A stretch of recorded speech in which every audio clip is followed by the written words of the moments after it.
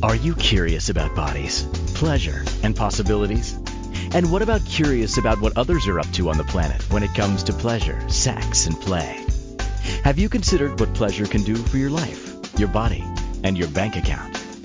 Do you know something magical, delightful, and out of this world orgasmic is not only possible for you, but totally available to you?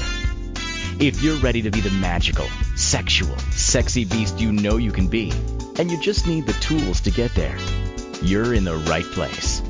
Now, here's the host of The Pleasure Zone, sensual movement artist, relationship and sex alchemist, Milica Jelenic. Welcome, my sweet, sweet pleasure seekers.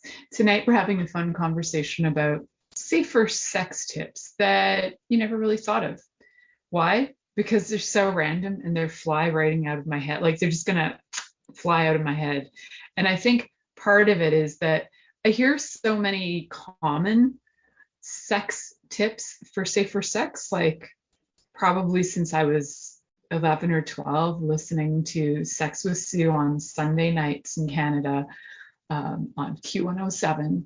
She always talked about use condoms. It was also the 80s, and there was massive AIDS and HIV scare going on. Although at the time, the scare was very much directed at all people in the LGBTQ community, but 100% more directed at all gay men.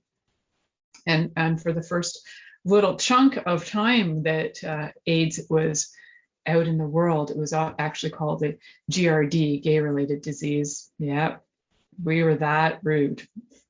That was the 80s, kids. So what has changed in terms of safe sex and safer sex in the last 40 years? What information are they giving us? Guess what? Not much more than they did 40 years ago. Condoms, that's pretty up there. In terms of education about STDs and other things for safety, they haven't really talked a lot about things that might be required to talk about. There are people now talking more about safe sex related to, in terms of when you're doing online dating apps and you're meeting complete strangers. And I have to say, like, this stuff is mind-boggling to me that people are going out and having sex with complete strangers, and this is considered totally normal. And I'm now coming from this from a moral standpoint. I'm coming from it from a health standpoint. This makes no sense to me when it comes to your health. So yes, I'm going to be grandma here, Grandma Milica, asking you what? Why are you guys going out in the world and having sex with randos when you don't even know their last names half the time? What if you did get an STD and you got to call your crew up who have, you've had sex with, to let them know, oh, wait, you don't do that, do you? Right? You don't, right? So now we've got a situation where we've got things like STDs coming back to life that we thought were gone. We have things like syphilis coming back to life because we thought some of these things were kind of gone and under the rug, but they're back. They're back with a vengeance. So let's get some, beyond the condom safer sex talk happening here. And yes, use your condoms. Although for some people, condoms could pretty much send you to the hospital if you're allergic to latex, right? So if you're allergic to latex, it could make you pretty ill. And then you got to look for alternatives with condoms that are made from different alternative materials. Lots of things to consider. So when we're talking about safer sex tonight, I'm not just talking STDs, and I'm not just talking about pregnancy, because there are things that we seem to have completely forgotten that area as well when it comes to pregnancy. And we tend to have a thing where we rely on the day after pill or whatever. And there's huge talk in the US, of course, with all the things that have been going on with, taking away the rights of women to be able to have abortions. So this is 2022, and we're now losing rights left, right, and center. But guess what? If people don't stand up, we're going to just keep losing more. So that's another side talk. However, when it comes to safe sex and it comes to what else could happen to you, there's a heck of a lot of things. And some of these stories are going to be funny, some of them not. And a lot of them are funny stories that I actually know people who have told me these stories. And so I will likely share a few of those that I find very funny, but also could be hugely painful to people. So we'll talk about some of those hugely funny, totally probably painful stories as well that you would never expect, but it's all about safety. It doesn't, in this case, have to do with STDs only. So let's look at our things that might go on environmentally, because, hey, there could be things that go on environmentally. If you're having sex, so here's some fun ideas that I'm thinking about.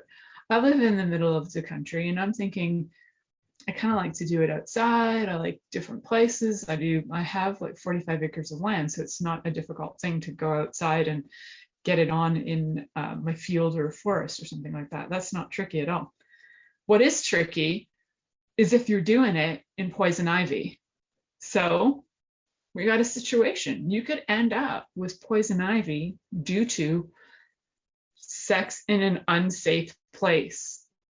I mean, that's just one random particular situation that could occur. You could end up with poison ivy. Now, that's not an STI, no, but it could be a sex-related event that happens. So we don't want that, do we? No. You want to be very aware of your environment, because also safe sex for somebody who, like me, who would prefer to do it in a field, you don't want to get caught, because in most countries, that's completely illegal. Having sex publicly in most countries is illegal. So you wouldn't want to get arrested, right? That wouldn't be safe. That's another situation. So as I'm talking about environmental possibilities, all these crazy images are popping into my head, like having sex while you're driving. Not the safest choice. Have I tried that? Yes. Was it smart? No. So you can learn from me. And nobody died, mind you, nobody died, and it was over 30 years ago. Was just about 26 years ago. So yeah, not the safest choice. However, you can learn from me. Don't have sex in moving vehicles. And, don't give blowjobs to the driver. Not your best choice, because most people, when they orgasm, close their eyes, and you really don't want to have one of those situations where oncoming traffic is coming at you, and it's just not a safe, it's not a safe position to be in. So when I'm talking about safe sex and environment, can you see where I'm going with my crazy thinking here? So yeah, like not having sex in the forest where you could get poison ivy or poison oak. You could also get like massive bug bites too. Like if you're like me, you would get massive swelling from bug bites. You could get spider bites. You could get all kinds of things happening. If it's hunting season and you're doing it in the forest, people could mistake you for an animal. That could be dangerous too. That is not safe. I know you guys were expecting some super wise wisdom tonight, because usually I can come up with some super wisdom. But guys, I like to think that this is wisdom. This is just a thought on safer sex you just had, and a take on it that people don't really associate with safer sex. Because usually we're just like, does the person have a disease? Now, we do need to look at some things, some fundamental things about bodies as well, but we're still going to stick to some environmental things. For example, if you're going to get it on, you might also want to make sure that you're not like baking a cake at the same time and have your house go on fire if you're having a super long session. Not your best choice. Also, there can be situations where if you're having sex in water, another environmental situation, you could end up having having sex in water, I do have to say it's quite lovely. However, the pressure can actually cause some internal damage at times. So you have to be pretty aware and cautious of that. Also, having anal sex in water can be just like having an enema. not pleasant. It's not that it's unsafe, it's just not pleasant. Unless you're all up for having an enema, coming out of wherever you are, hanging out in some water, cool, go for it. Again, not the best choice. So again, what kind of things, when you're thinking about environmentally, what's going on in your environment, in your home, are there things that could create some unsafe situations? Like, do you have a sex swing hanging from your ceiling, but it's not actually secure enough, and you end up taking down the entire ceiling when you go to sit in it? Now, that is not safe, is it? No, it's not. That's unsafe situations that involve sex. So you want your environment to be safe. Another super weird and crazy thing is, if you are having sex in bed, you want to make sure there's nothing on the bed. Now, I have heard this story from a friend of mine, and it's awful and scary, but she went shopping, and this was like years ago, and she bought some socks or something, and there's like a little plastic thing that attaches the socks together, and I guess she pulled it apart, and one part landed in her bed. And during sex, she started to have a very strange sensation, and it kind of hurt. Unbeknownst to her, the plastic thingy went up inside her vagina and was actually cutting her. That is not safe sex. You want to make sure that your bed is clear and free of all things that could land into your genitals or anus or mouth or eyes. You want to keep things safe. It's kind of like having sex on a beach. You can get sand right up in your hoo-ha. Like, you can get sand in places you don't want that sand to be. So that is not safe. There are ways to have sex on a beach that can be safe. You can absolutely have towels, thicker towels. You can make sure that there isn't a lot of sand on the towels, and you can just ensure that you are not getting sand up in your crotch. Like, I remember seeing images, and I thought they were so sexy. There would be a couple on the beach, and right where the waves crash to shore, and they're both wearing white, or he's wearing like jeans and no shirt, and she's wearing a bikini because she's always got to wear less clothes than him. And he's about to like ride her, but they're right where the water crashes, and this is like where all the junk comes into shore, like dead fish and seaweed and like sand and all kinds of things, like tiny little shells. Like, this is not safe. If this goes swooshing right in, that's not safe. So you want to kind of stay in safe environments. Now, other unsafe environments would be, again, anywhere you could get arrested, anywhere that's illegal. Having sex in public, in any public place, you could get arrested. That's not your safest choice. Anywhere there are dangerous objects that could hurt you in any way, not your best choice. So dangerous things, including like plastic that could get stuck inside your vagina, or things like poison ivy that you could end up with on your penis or your vulva. What? I did have poison ivy as a child on my butt, and I'll tell you, it's not comfy. And I'm so glad that it was not on my crotch, because it would have been like full on agony. It was already bad enough that I had to show my butt to like 10 family members, because we have so many nurses and doctors in the family, and I'm like 5, and they're all wondering, why is she scratching your butt? Does she have like worms? Like, because that was the first go-to in our family, is if you're scratching your butt, you have worms. Then upon further and very thorough investigation, they did find out I had poison ivy on my butt. Why? Because I squatted in poison ivy. Not your best choice. So can you imagine if you actually were having sex in poison ivy, how totally unpleasant that could be? Oh, yeah, I've got discussions going on in the chat room about, yeah, I've had poison ivy too, way more than once, and luckily not on your butt. Yeah, it's not fun on the butt, I'll tell you that. So, got to keep it safe. Like, would you have sex in a bathtub with an electrical device being tossed in there? No, it's not smart. So we ought to be a little bit smarter. And yes, I had to throw an extreme electrocution out there, but people have done things like electrocute themselves. Let's look back historically when vibrators actually had to be plugged into walls. And these things could be dangerous. And some of the original vibrators that were steam powered and run by two men who had to run the steam engine, and then the operator, the doctor, who would actually utilize it. Some of them were massive, they were as big as rooms. So, those were not safe choices either.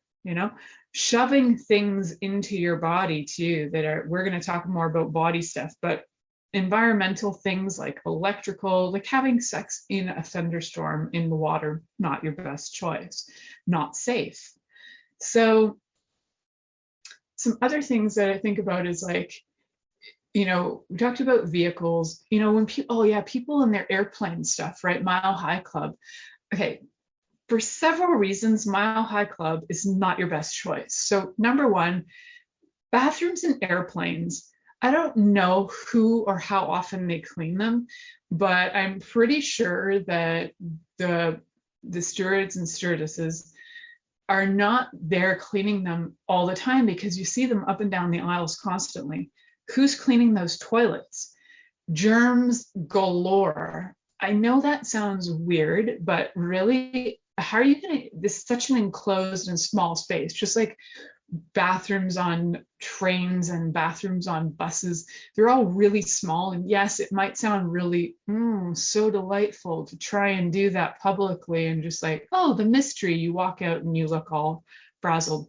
Not your best choice. All right, so we're going to talk about some also not your best choices and how to have some safer sex. So right now I'm just giving you some warnings. What are we going to do to find safer environments and safer choices? But we will talk about some body things to be aware of in the next segment. You're listening to The Pleasure Zone here on Inspired Choices Network, and we'll be right back after this commercial. Are you secretly a voyeur, wondering what's going on in other people's sex lives? What if now is the time for a totally different sexual evolution? Are you interested in people who are pioneers of different sexual and pleasurable practices? Lean in now with Milica Jelenic, where she will entice you and your body to know your own pleasure zone. On the Pleasure Zone radio show with sensual movement artist Milica Jelenic, you'll receive tools, inspiration, and a foundation to allow yourself to receive more in your sex life, and quite possibly other areas of your life as well. Listen for The Pleasure Zone with Milica every Monday at 8 p.m. Eastern Time, 7 p.m. Central Time, 6 p.m. Mountain Time, and 5 p.m. Pacific Time on InspiredChoicesNetwork.com.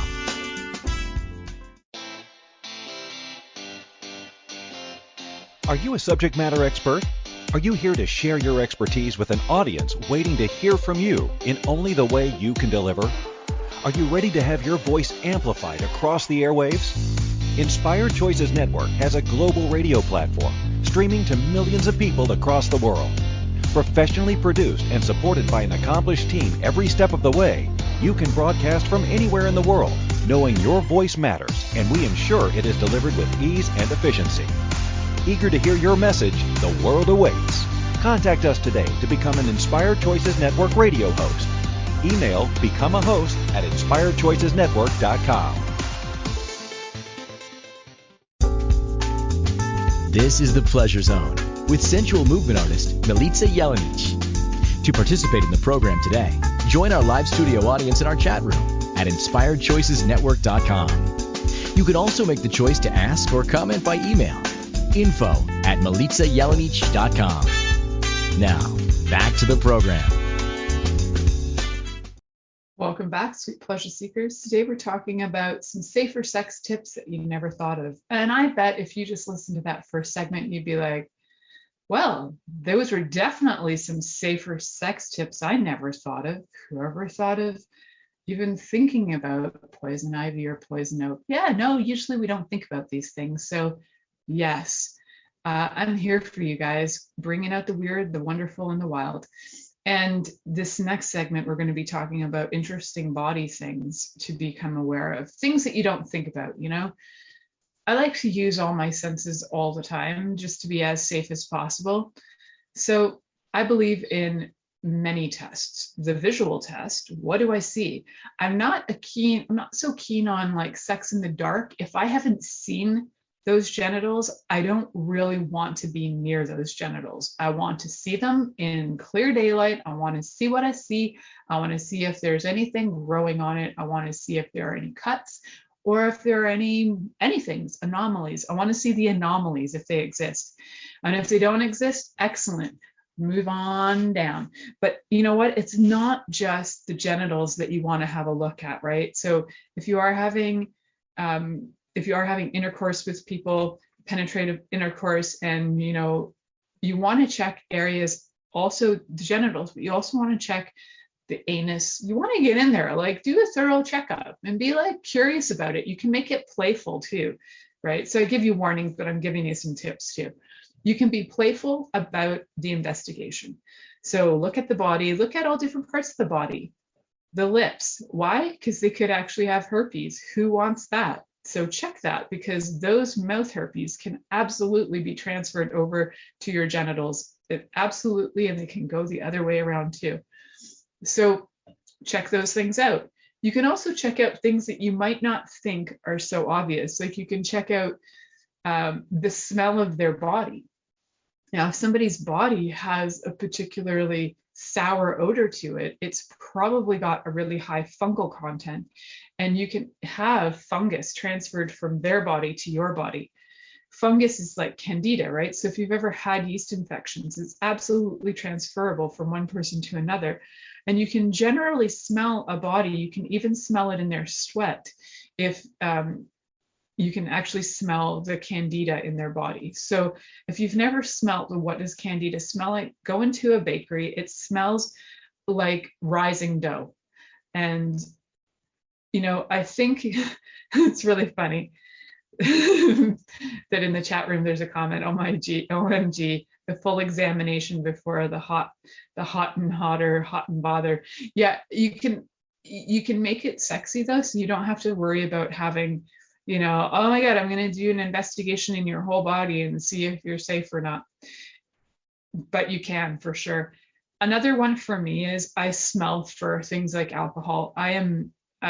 I smell for it as if I'm like so actively seeking this, but I have in my life, I do smell for that, and I can smell it on bodies really fast. I don't find alcohol attractive at all. Especially that I have had experience where I had a partner who was an alcoholic, and there was nothing sexy about the smell of alcohol. In fact, it was a complete turnoff. It can dry up my vulva faster than freaking hot air in the Sahara Desert. So I don't find it sexy at all. And so I smell for that. I also smell for other things. I know this is going to be weird, but I smell for things like cigarettes. Why? Because for one, my body is highly sensitive to cigarettes. Even when I smell them, I have like an allergic reaction. But if a person doesn't know that, they can have nicotine on their fingers.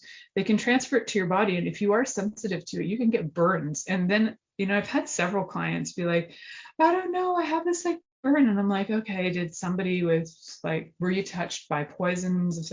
No. Was somebody who smokes touched you? Yeah. Okay, cool. Well, that's where we're at. And it's like, there are actually 4,000 chemicals in cigarettes. So being touched by, any one of those could lead to having your skin be raw or feel burned or whatever. So I look for weird things. I look for things that I want to be aware of. I like a lover who is present. So alcohol and drugs do not make your partner present. So I look for that, because if you're not present, what's the point? You might as well stick it in a freaking hole in the wall, glory hole. Like, you don't have to actually have the person there. If you don't know what a glory hole is, that is another reference to the 80s. Glory holes. So my mom had a lot of friends in the 80s who were, and they're still around and they're still her friends, but a lot of gay friends in the 80s, and they used to just go to places and there'd be a hole in the wall and you didn't know what was on the other side. Those were glory holes. Also a reference to strangely glass blowing. When you're doing glass blowing, you actually put your glass into a glory hole. I love glass blowing, so I had to throw in a reference there. Yes, so back to the full examination. You're looking for smells and sights. So what are you looking for sights? So some things you might not consider too is, does the person have like pink eye? That's highly transferable too. Does the person have anything going on in their skin that could be contagious, like herpes? Or, you know what, even when the microbiome of somebody's skin isn't very healthy, they can actually change your healthy microbiome into less healthy microbiome. So you want to be with somebody who's actually quite healthy, who has a healthy microbiome, both externally on their skin and internally as well. So I know it sounds like almost hyper paranoid, but it's having awareness. And this is really the key, is like having super awareness. And how can you be aware of stuff if you don't know what you're looking for? So I'm just giving you some keys for what to look for. So, you're going to look for open things, especially on the genitals. You want to look for anything that's like an open cut, an abrasion, burn looking marks too, or anything that looks like there are bumps, or a little like pimple things. You want to look for anything that could be contagious. Like, you can absolutely also catch, what is that one that's going around? It's the older people one that's like chicken pox. Can't remember the name of it for some reason, whatever. So, well, even like chicken pox when you're a teenager, or even in your 20s, you don't want to be catching any of that stuff. So you want to check the skin and see, is this happening? Because you really want to avoid any and all forms of anything contagious. So what else you can catch are some weird things, like there are strep bees that can be caught in your genitals as well. However, they don't actually know how they come up in adults. They swear it's not through mouth genital contact, but we don't really know, because they also say they don't really know. So certain things, like if a person has a cold, just stay away from the other person's genitals. Like, don't have oral sex on that. And also don't go for kissing. So I'm not adverse to having sex when somebody's got a cold. In fact, sometimes for me, it'll heal my body, but I'll just be like, my husband knows my favorite is doggy style anyway. So it's all good that we can just go doggy style if he's got a cough or I've got a cough. These were part of my tips and tools at the beginning of COVID, how you can have sex and keep yourself 6 feet apart.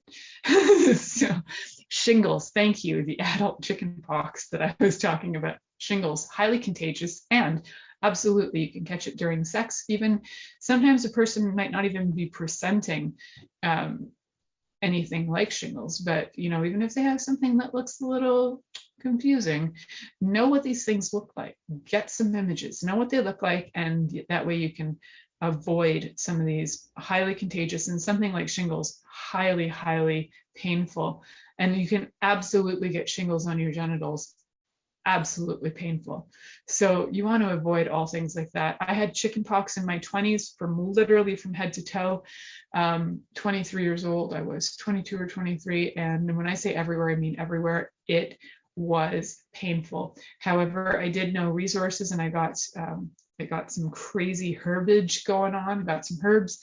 I wasn't smoking pot, but I got herbs to drink as a tea, and in 3 days they went full force and they fell off. So those were awesome.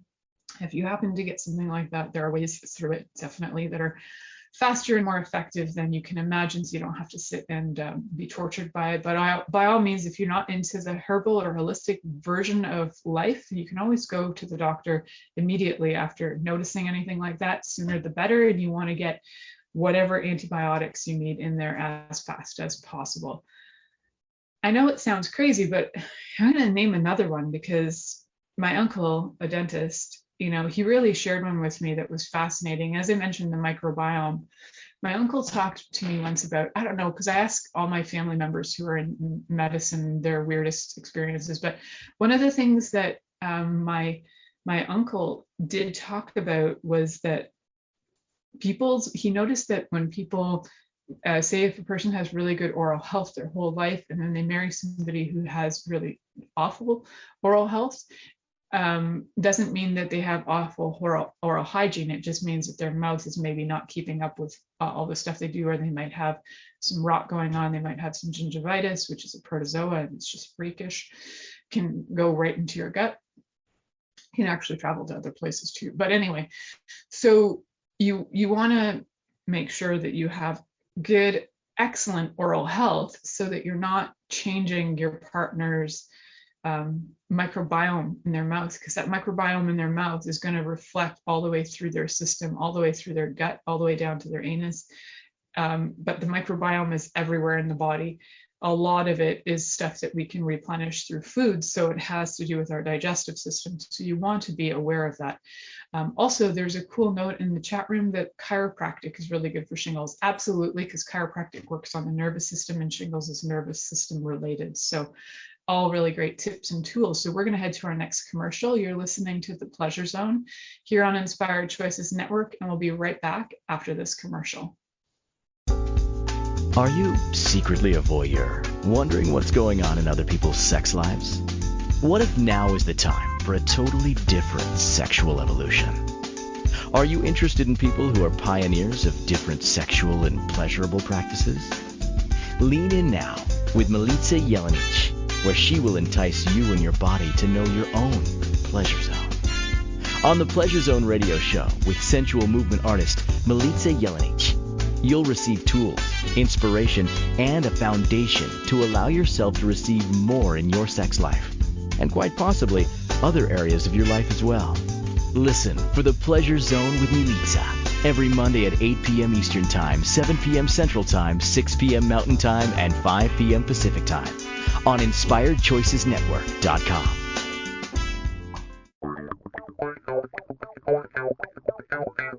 Interested in masturbating for money, copulating for consciousness, and pleasuring on purpose?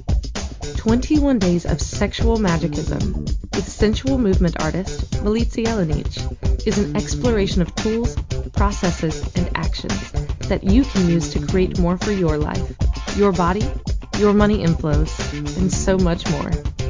Graduated learning for all levels of interest. Learn at your own pace via video classes or join the yearly live class. Take a peek at www.milicajelenic.com.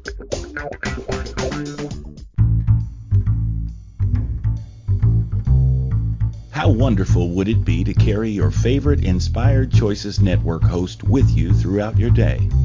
Well, now you can. Inspired Choices Network now has its very own mobile app.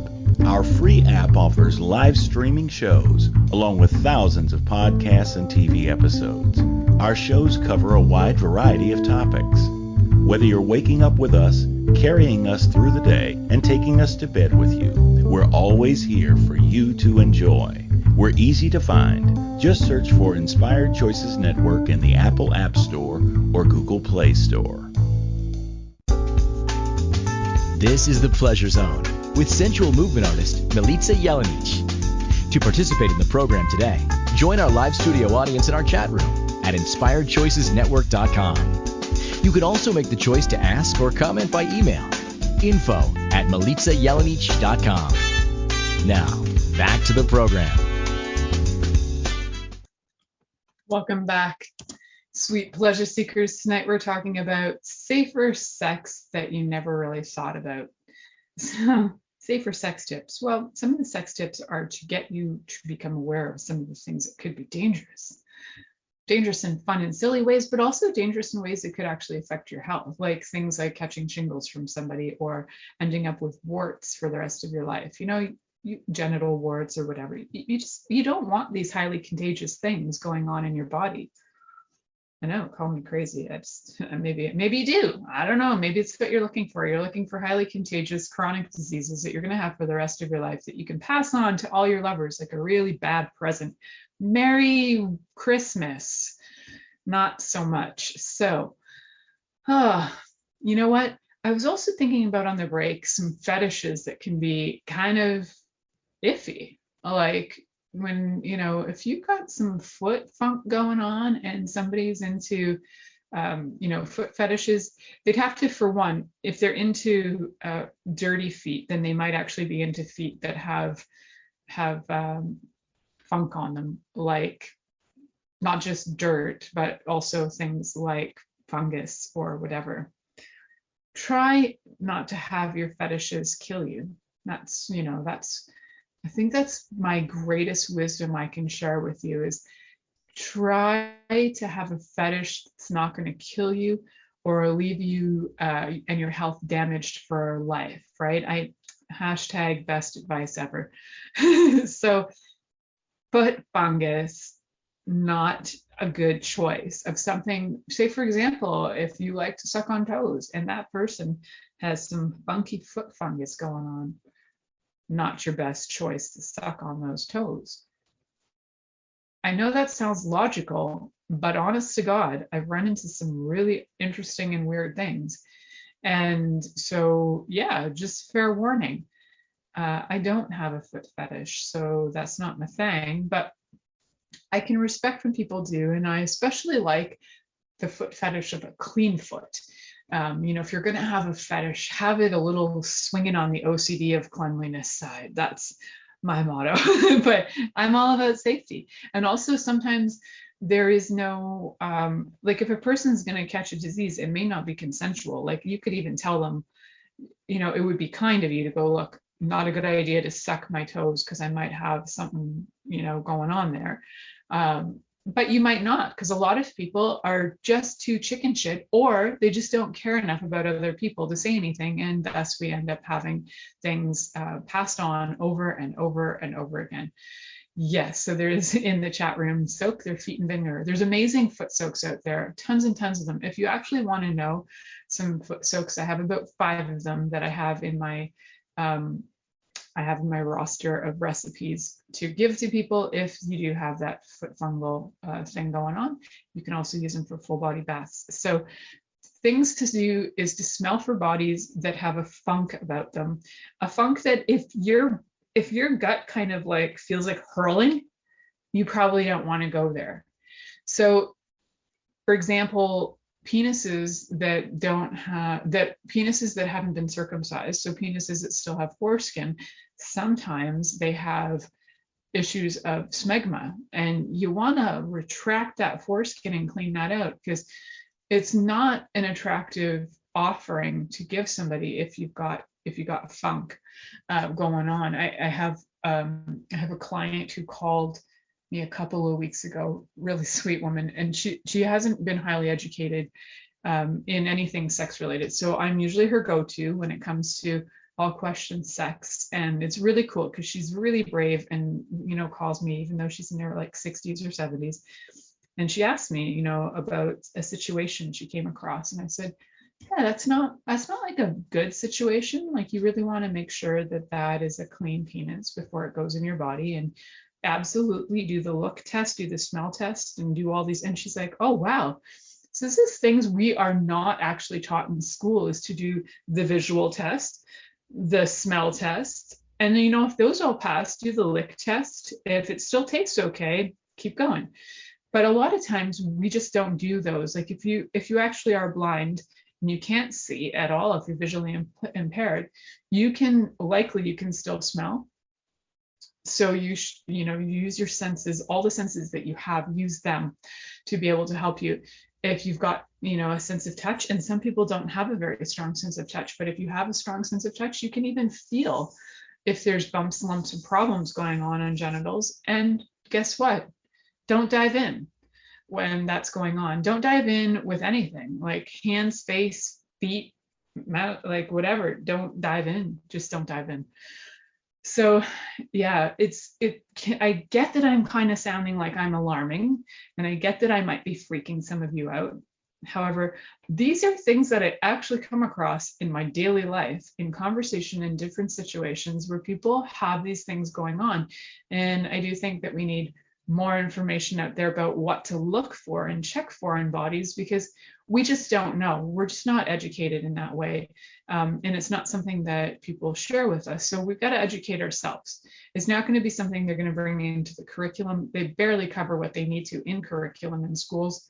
So they're really not going to cover some of this more extraneous information, more stuff that maybe people think is extraneous. They don't think we need it, but we actually do. We need all of this information. And we also need to know certain other things about safety. When we're talking about safety, we're not just talking about how to be safe. Oh, good. Now, okay, cool. The body is safe. Well, for one thing, how did we get into the situation? Like, how did we're in this room, we've checked the environment, all of that. We've checked the body. Cool. Did we do all the precursors? Like, I do know that I mentioned earlier about all of these online dating situations where people are just hopping in the sack and they barely even know each other's name. They might just know their online name, but they certainly don't know anything about the person, and they may never see these people ever again. If you're smart, you are going to track these things. You're going to know these people. You're actually going to get to know them, right? If you're going out there and you're prostituting yourself for free and having sex with people for free, you're doing volunteer work. And I hope you realize you're doing volunteer work. You know, if you have volunteer work hours that you need to account for, maybe you can get some of these people to just go, yeah, so volunteered sex with me for free. Absolutely, for free. This is free prostitution, what you're doing, by the way. So there's no relationships involved. There's not a lot of contact or creation or anything that's like any higher evolution of sex. And I'm not knocking it. I'm just saying you're being a volunteer. I've been a volunteer. I've been there. I've done the volunteer work. So I know from experience, the volunteer work is not as satisfying as when you actually are invested in a relationship. It's just not. But you can absolutely do the volunteer work until you feel confident about relationships. But when you are doing the volunteer work, remember that you want to be in a safe environment. So when you are chatting up somebody online and you're just kind of getting to know them, you're going to want to run some key tests around them.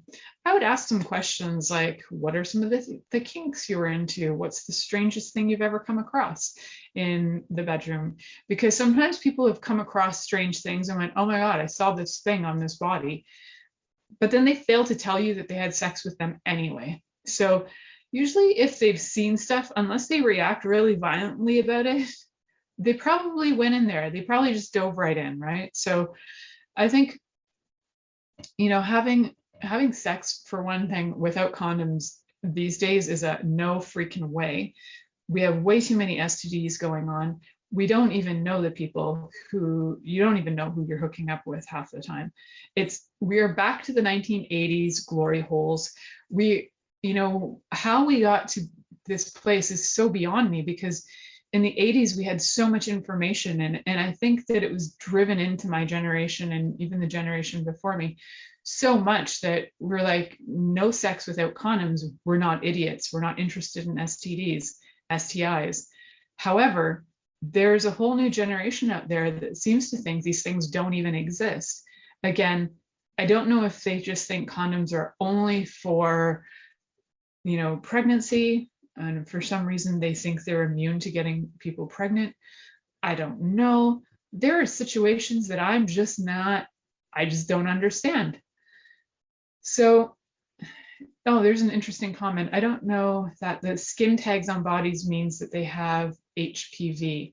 Not always. It can be something else, but skin tags can also be, so that's a comment in the chat room. Skin tags can also be a sign that somebody has ovarian cysts as well. So there's a bunch of different situations that skin tags can come up for. They can also be a result of different situations. There's so many situations. I could probably do a whole show on skin tags, but things to look for. Yes, there could be ovarian cysts. There could be possibly HPV, but it's not a 100% sign. So HPV, human papilloma virus, not something you want to catch. Again, that's something that they're trying to give a whole bunch of vaccines out for, and have been doing that for over 20 years. And I do know that there is a class action suit going on against that particular vaccine,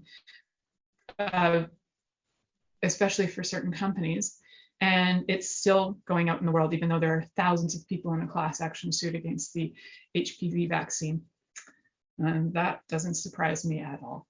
So, what else? Oh yeah, so cancer, right? Just even that comment there, when you look at that, is like HPV can lead to cervical cancer. However, there is way more information out there about cancers that are not just that. So do as much research or contact me. I'd be happy to share information with you privately through sessions, because frankly, that's not something I'm going to talk about on this radio show for the most part. That is something I talk about with my clients if they want to know what's going on with their body and where that started and how that began. I can usually track that, and it's something that we can usually find a resolution for. So you can always connect with me through my website, milicajelenic.com, and milicajelenic.com. So you can contact me there. So we're going to head to our next and last commercial break of the evening. You're listening to the Pleasure Zone here on Inspired Choices Network, and we'll be right back after this commercial. Are you secretly a voyeur, wondering what's going on in other people's sex lives? What if now is the time for a totally different sexual evolution? Are you interested in people who are pioneers of different sexual and pleasurable practices? Lean in now with Milica Jelenic, where she will entice you and your body to know your own pleasure zone. On the Pleasure Zone radio show with sensual movement artist Milica Jelenic, you'll receive tools, inspiration, and a foundation to allow yourself to receive more in your sex life, and quite possibly other areas of your life as well. Listen for the Pleasure Zone with Milica every Monday at 8 p.m. Eastern Time, 7 p.m. Central Time, 6 p.m. Mountain Time, and 5 p.m. Pacific Time on InspiredChoicesNetwork.com. This is the Pleasure Zone with sensual movement artist Milica Jelenic. To participate in the program today, join our live studio audience in our chat room at InspiredChoicesNetwork.com. You can also make the choice to ask or comment by email, info@milicajelenic.com. Now, back to the program. Welcome back, my sweet pleasure seekers. So what we've talked about so far is, in the first segment, we talked about environmental things to look for, whether it's, don't get in that swimming pool with some electrical devices thrown in there. You don't want to get electrocuted and have sex. Now, that was kind of an extreme example, but there were those. Then we talked about bodies and things to look for, looking at bodies specifically visually. If you have sight, use your sight to see. What can you see? Make it delightful. Make it an experience that's fun. It's like, oh, I really want to see you naked and I want to examine every inch of your body. Make it sexy so it's not weird. And then even after that, if you're still like, I'm not interested, you can always find something else you can do that's not penetrative, right? You can do other things. If there's something going on in their genitals and you're kind of like, I'm not sure, you feel a little weary, just don't go there. Don't go there with bare hands. You could be like, let's make this into like, as if you've gone into a massage parlor and you're going to have a hand job from a professional, and then you stick on a glove if you want to. I'm serious. If you don't want to get, like, if they have warts or something, like, you don't want to catch that, make it sexy. If you really feel like you want to give them something, especially if you're doing volunteer work, you're doing the volunteering and you're out and you're thinking, I'm going to have a great time tonight. That guy's face or that woman's face is awesome. That person's face is awesome. And I just need to get it on with them. OMG, they have gonorrhea. Ooh. Because why? Because you can smell that on a body and it smells gross. If a body smells slightly rotting and kind of disgusting, yeah, you just don't want to have sex with it. That's just it. Yeah. So I know it's kind of crazy. Yeah. Okay. So in the chat room, a friend of mine, she said that her brother died of AIDS. Wow. I didn't actually know that. So crazy. Yeah. People are having all kinds of, they're just not being safe. And even condoms, you can't avoid AIDS. Sometimes it just happens. So unfortunate, so unfortunate. So we're trying to give you as many things to avoid as possible. And maybe we need to bring the conversation of AIDS back. I think we just might need to do that coming again soon, because I think it's a conversation that we've lost somehow. And, we think we grew out of it. We think, oh, now we have steps to help you if you have AIDS or HIV, you can survive longer. But you can still send it over to another person, right? Oh, it's kind of crazy. I think it's a heavy, oh, I love it. I'm getting an offer to have that conversation with me. Yes, we could totally bring back the conversation about AIDS. So many people are getting it. It's insane. It's like on the freaking rise. If you look at stats on that, it's unbelievable. I'm not okay with that. So now I was getting into a little serious note. What I do want to let you know too, in terms of safety, is your awareness is 100% the most important factor. Your awareness using your senses, whether it's sight, smell, touch, taste, sound. Oh, wait, you have another one, ESP. You have feelings. You have feelings that you can trust. So if you get the feeling of something's not right here, like run as fast as you can. If you get that feeling, even when you're having a conversation on your